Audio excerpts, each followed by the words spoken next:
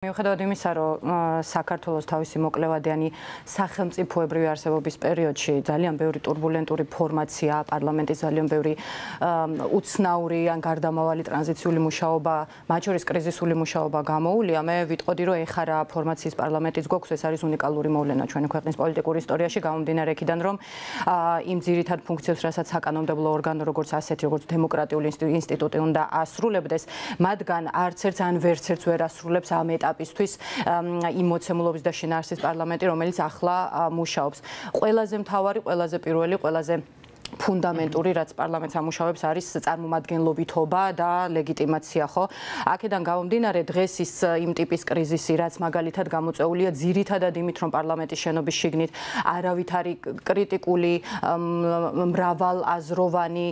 დებატზე დაფუძნებული, დისკუსიაზე დაფუძნებული მუშაობა არ მიმდინარეობს, ეს არის ლეგიტიმაციის კრიზისის ერთი უპირველესი ნიშანი და ამ უპირველეს ნიშანს არავითარ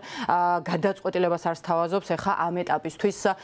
ქართული ოცნების მმართველობის ქვეშ მყოფი ის ძალაუფლება, კოლექტიური ძალაუფლება, რომელიც პარლამენტშიც არის და პარლამენტის გარეთაც ახლა ყველა ინსტიტუტი ამ ეტაპზე მის ხელშია, ფაქტია. ამასთან ისიც უნდა გავიაზროთ ჩვენ ძალიან კარგად, რომ გარდა იმისა, რომ ერთი პარტია არის ფაქტობრივად მომუშავე პარლამენტის შიგნით, რაც ნიშნავს იმას, რომ პარტია ფაქტობრივად არ წარმოადგენს საზოგადოების იმ ნაწილს, რომელიც შეიძლება კრიტიკულად იყოს განწყობილი კონკრეტული პარტიის მიმართ, ამას ემატება ზუსტად ის წინააღმდეგობრივი არჩევნები, რომლის შესახებაც არავითარი ზომა არ მიიღო ამ ეტაპზე არავითარმა არც მმართველმა პარტიამ, არც კონკრეტულმა აპარტიულმა ინსტიტუტებმა, რომლებმაც ევალებოდათ თქვათ, რომ ეს ლეგიტიმაცია ადამიანების თვალში განემტკიცებინათ არჩევნების შედეგების, ან დაიფიქსირებინათ ის დარღვევები ჯეროვნად, რაც არსებობდა და ამის მიხედვით ასახულიყო შემდეგ პროპორციული აზრთა გადანაწილება პარლამენტის შიგნით. აქედან გამომდინარე ვამბობთ, ჩვენ როდესაც ვამბობთ, რომ პარლამენტი ეხლა ამ ეტაპზე ლეგიტიმაციის სერიოზულ კრიზისს განიცდის, აი ამ არგუმენტებზე ფუძნებული არის ძირითადად ეს განცხადება. და რაც შეეხება საქართველოს გეოპოლიტიკურ სიმარტოვეს, ჩვენ ვხედავთ ევროპელი ლიდერების საკმაოდ მკაცრ განცხადებებს, თუმცა ამის თანადროულად ჩვენ ვნახეთ რამდენიმე დღის წინ მარტაკოსის მიერ გაკეთებული განცხადება, რომელიც შეიძლება ითქვას, რომ გარკვეულწილად ქართულ ოცნებას ჯერ კიდევ უტოვებს ლავირების სივრცეს. თქვენ როგორ ფიქრობთ, რას ელოდება, ან რა შეიძლება ელოდებოდეს ევროკავშირის საქართველოსგან და რა ტიპის კომპრომისულ მონაბიჯებმა შეიძლება დააბრუნოს ქვეყანა ისევ ევროპულ ორბიტაზე? დიახ, გარდა წარმომადგენლობითობისა და კანონშემოქმედებითობისა, დიპლომატიური განზომილება პარლამენტის მუშაობისა არის ერთ-ერთი მთავარი ფუნქცია პარლამენტისა, რომელმაც უნდა არათუ უპასუხოს, არამედ ერთგვარად ძრავის ფუნქცია უნდა ითამაშოს ძირითად საგარეო პოლიტიკურ სტრატეგიაში ქვეყნისა და ზოგადად მართველი წრეებისა. აქედან გამომდინარე, ის სურათი, რასაც მაგალითად პარლამენტის დიპლომატია ხა აჩვენებს, რაც არის ცალსახად დაღმავალი საგარეო პოლიტიკური ტემპი, კურსი, შეხვედრები, აქტივობები, ახალი ხელშეკრულებები, თანამშრომლობები და ასე შემდეგ. აი ეს არის ილუსტრაცია ზუსტად იმ გეოპოლიტიკური სიმარტოვისა, ეს ტერმინი, რომელსაც ძალიან ხშირად იყენებენ საგარეო პოლიტიკის ანალიტიკოსები პოლიტიკის მეცნიერებაზე დაფუძნებით. აი ამასთან დაკავშირებით ისიც ცხადია, რომ ფაქტია, რომ ზოგადად ქვეყანა ევროინტეგრაციულ პროცესს ფაქტობრივად ყველა განზომილებაში შორდება.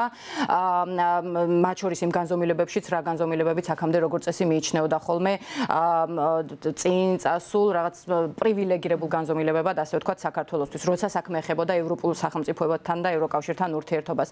აქედან გამომდინარე, აი ეხა ევროკავშირისთვის, რა თქმა უნდა, ძალიან მნიშვნელოვანი არის ის, რომ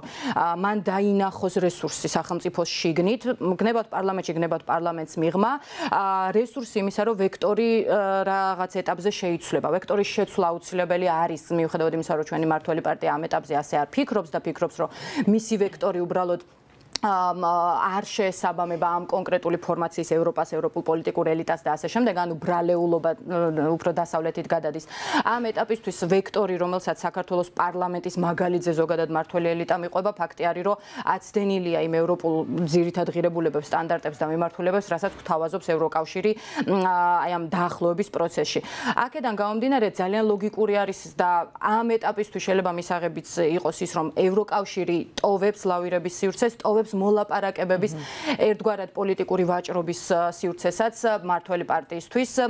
იმისთვის რომ მაგიდას როდესაც მიუსხდებიან ეს სხვადასხვა აქტორები მაგიდაზე იყოს რაღაც რასაც მაგალითისთვის ქართული ოცნება შეძლებს და უკან გადმოაბიჯებს აქედან გამომდინარე მე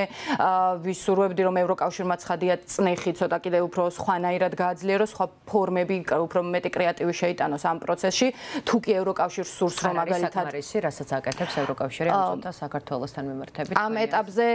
ფაქტი არის ის რომ წნეხის ის ფორმა რასაც ევროკავშირი ახორციელებს თავისი საგარეო პოლიტიკის კონტექსტში თუ როგორც ინსტიტუტი უფრო ფართოდ როგორც ინსტიტუტი გნებავთ ორმხრივი ურთიერთობების ფარგლებში ევროპული ქვეყნები ახორციელებენ ფაქტია რომ ეს წნეხი არ არის საკმარისი იმისთვის რომ გადაწყვეტილების მიღების პროცესზე გავლენა მოახდინოს ქვეყნის შიგნით გულისხმობ ძირითადად მართველი ელიტის მხრიდან აქედან გამომდინარე უპრეცედენტოდ ძლიერად გამოიყურება საქართველოსთვის ის ზომები რა ზომებით ჩვენ მიმართ არის ახლა მიღებული თუმცა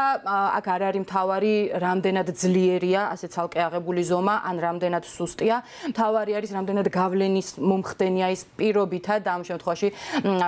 მოდელი რო ავიღოთ პარლამენტის მუშაობაზე მაგალითად ან პარლამენტის მიღმა ბევრად უფრო სხვა ესეთ მძლავრ არეებში გადაწყვეტილების ახსულების მხრივ გადაწყვეტილებების შესახებ სამართლებრივი გადაწყვეტილებების მიღების მხრივ სასამართლოს გულისხმობ მთავრობას გულისხმობ ზოგადად ელიტას გულისხმობ რომელიც ახლა მართლ პარტიას მართავს და ასე შემდეგ ფაქტია რომ საკმარისი არ არის ამის თქმა მინდა მხოლოდ თუმცა კიდევ ერთხელ ვამბობ ზომები რაც უკვე ჩვენ მიმართ არის მიღებული ჩვენთვის არის ძალიან მნიშვნელოვანი, ამაზე უნდა დავაშენოთ, მათ შორის ქვეყნის შიგნით პროდემოკრატიულმა პროევროპულმა ძალებმა ჩვენი შემდგომი სტრატეგიებიც იმისთვის რომ ქვეყნის ჯანსაღი მომავალი გადავარჩინოთ. და თქვენ ამბობთ ამავე ნაშრომში, რომ ქვეყნის დემოკრატიის მაჩვენებლები ნელ-ნელა იმ საშიშ ზღვარს უახლოვდება, როდესაც ქვეყანა ჰიბრიდული რეჟიმიდან გადაინაცვლებს ავტორიტარიზმის სხვადასხვა განზომილებაში. მოდით ავხსნათ ეს უფრო კარგად ჩვენთვისაც და მაყურებლისთვისაც, რა მახასიათებლები უნდა გქონდეს ქვეყანაში არსებულ მართვის სისტემას იმისათვის, რომ მას უწოდოთ სრული ავტორიტარიზმი ამ შემთხვევაში. დღეს მდგომარეობით ზოგადად ტენდენცია არის დემოკრატიების უკუსვლისა, რასაც ვხედავთ ჩვენ უკვე რომ შედარებით უფრო დემოკრატიული მომწიფებული დემოკრატიები ლიბერალური საზოგადოებები ცდილობენ რომ კოლექტიურად ამასთან დაკავშირებით კოლექტიური მოქმედებები განახორციელონ.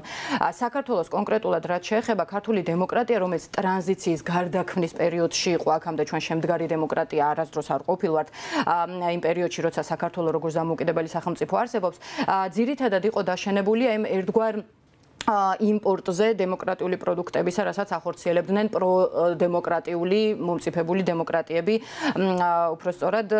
კოლექტიურ დასავლეთში, ასე ვთქვათ. აქედან გამომდინარე, აი ახლა ეს წყვეტა, ასეთი კავშირის, ასე ფუნდამენტურად ეგზისტენციალურად წყვეტა საქართველოსა და დასავლეთს შორის ლოგიკურია, რომ გამოიწვევდა საქართველოშიც ანტიდემოკრატიული პროცესებისთვის, ასე ვთქვათ, ბევრად უფრო ხელისშემწყობი ატმოსფეროს შექმნას და რა თქმა უნდა, ამით ისარგებლა მან, ვისაც ძალაუფლების კონსოლიდაცია ყველაზე მეტად სჭირდებოდა ახლა ხელში ამ ეტაპისთვის მართლ პარტიას გულისხმობ. აქედან გამომდინარე, ცხადია ისიც, რომ ტექნიკურად ისეთ განზომილებებში განვიცადეთ ჩვენ უკუსლები, რისი გამოსწორებაც აღარ შეიძლება, არის რაღაც რაც ტრანზიციას ექვემდებარება, არის რაღაც რაც უკვე რეჟიმის ცვლილებას იწვევს. ჩვენ ამ შემთხვევაში არაერთმა ავტორიტეტულმა ინდექსმა, საერთაშორისო ინდექსმა არა უბრალოდ ქულა დაგვაკლო მაგალითად ჩვენი დემოკრატიების თავისუფლების ხარისხის გაზომვის თვალსაზრისით, არამედ მან ახალი კალათა მოგვიჩინა, ან ახლა უკვე მიმდინარე პროცესში, ან სამომავლოდ ჩვენი პერსპექტივა დასახა ავტორიტარიზმების კალათაში. ავტორიტარიზმებს თავისთავად ცხადი აქვს თავისი ფერები, ფორმები, კი ბატონო, დონეები და მასშტაბები და აი ამ ნაწილში მაგალითად თუ თავდაპირველად პროდემოკრატიულ ძალებს საქართველოში იმედი ჰქონდათ, რომ საარჩევნო ავტორიტარიზმი მაინც ვიქნებოდი და აქ გაჩერდებოდა პროცესი. საარჩევნო ავტორიტარიზმი ნიშნავს, როდესაც ეს პარტიული და აზრობრივი ზოგადად მრავალფეროვნება არსებობს სახელმწიფოში, უბრალოდ სხვადასხვა ტექნიკური ბიუროკრატიული განზომილებების გამოყენებით იჩაგრება ეს აზრი, არ არის გათვალისწინებული სახელმწიფოს მართვაში ეს აზრი. ასეთ შემთხვევაში უკვე რა პროცესიც ახლა მაგალითად საქართველოს პარლამენტში მიდის, აი ამ შემთხვევაში უკვე ამის პოტენციალიც აღარ გაგვაჩნია საარჩევნო ავტორიტარიზმი აღარ კარგავს ასე ვთქვათ თავის პოტენციას ქვეყანაში და ბევრად უფრო რთული ფორმის ავტორიტარიზმისკენ მივდივართ, რაც მაგალითად გამოიხატება უახლოეს მომავალში. დარწმუნებული ვარ იმაშიც, რომ ჩვენ ფიზიკურად აღარ გვეყოლება ჯეროვანი ოპოზიციური გნებავთ არც პარტიები, არც რომელიმე სხვა აქტორები, მედიაზე თავდასხმებს ხედავთ, სამოქალაქო საზოგადოებაზე თავდასხმებს ხედავთ, მოქალაქეებზე თავდასხმებს ხედავთ, რომლებიც უბრალოდ განსხვავებულ აზრს ატარებენ ქვეყანაში. ყველაფერი ეს კომბინაციაში ფაქტობრივად გვისპოვს იმას, რომ ფორმალურად მაინც აზრთა სხვადასხვაობა სახელმწიფოში არსებობდეს. ამიტომ ვამბობთ ჩვენ, რომ საარჩევნო ავტორიტარიზმისთვისაც კი აღარ გვაქვს შანსი, სივრცეები ბევრად უფრო მცირდება, ასე ვთქვათ, ოპოზიციური პროდემოკრატიული ძალებისთვის.